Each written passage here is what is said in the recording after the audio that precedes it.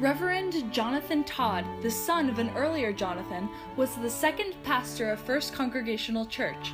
Born in 1713 and educated at Yale College, he graduated in 1732 and became the ordained pastor of the church in East Guildford in 1733 at the age of 20.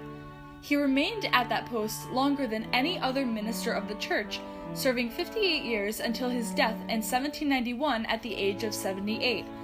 In 1735, he married Elizabeth Couch of Fairfield. They had no children. They are buried together in Madison's West Cemetery. Yale President Ezra Stiles characterized Todd as a great reader of vigorous mental powers and strong and penetrating acumen. Further lauded as mild, placid, calm, and benevolent, he was known for his kindness to his congregation.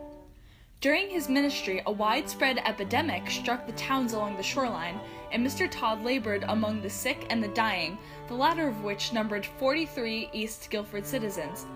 The Reverend Todd also kept slaves, whom he freed in his will upon his death, but not before. He also left them an endowment.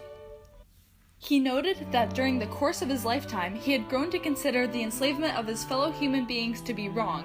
He wrote, "I have long been convinced in my own mind that the enslaving of Africans brought to this country or those born in this country is unjust, and it is one of the sins of the land, and I would endeavor to free my estate from the cry of such a sin against it." According to at least 3 authors of the history of enslaved Africans in New England, Todd's enslaved man, Caesar, was among the noted black musicians often renowned in both the black and white communities. Caesar was, by all accounts, a talented fiddler who, wrote Joseph Boscan, was frequently called upon to play for the dancing youth in the area. The young people, wrote William Fowler, would collect together at the house of the minister to listen to Caesar's violin, to dance a few figures in the presence of Mr. and Mrs. Todd, who had no children, to eat pumpkin pie from the hands of their hostess, and, always, to retire after a prayer at 9 o'clock. This house is not the actual home of Reverend Todd.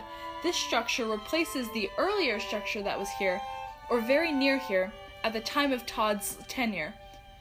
Quite logically, the present house has long been named Greenside, but the Madison Historical Society has not been able to identify who gave it its name or when.